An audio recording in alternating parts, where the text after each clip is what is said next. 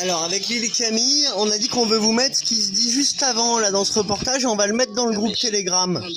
Bien. Écoutez bien. Interconnectivité. Comme jamais encore. Vous le regardez, il est dans toutes les langues, même en polonais.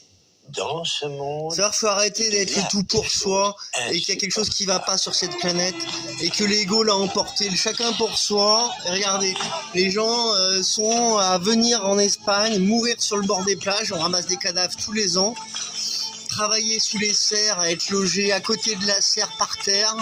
Voilà l'Espagne, la France, le capitalisme. Donc c'est là qu'ils vont dire qu'on a écouté, qu'on doit remonter. Hein? C'est après ça?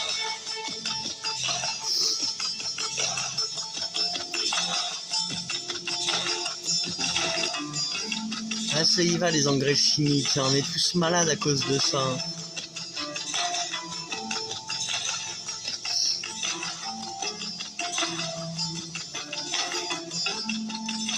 Je vais remettre le moment précis où on était.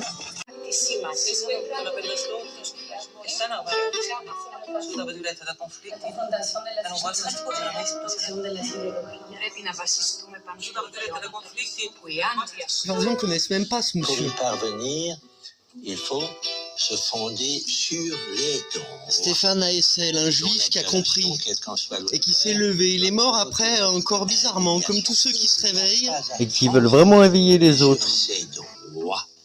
L'indifférence, la pire des attitudes. Les raisons de s'indigner peuvent paraître aujourd'hui moins nettes, ou le monde trop complexe. Qui commande? Comment? Qui décide? Il n'est pas toujours facile de distinguer entre tous les courants qui nous gouvernent.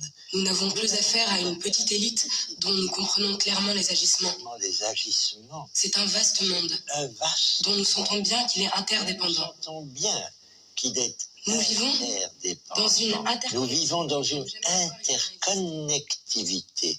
Comme jamais encore, il n'en a existé. Mais dans ce monde, il y a des choses insupportables. Voilà, tout est dit. Et ceux qui les supportent, c'est des salopards qui veulent fermer les yeux sur des crimes et du malheur.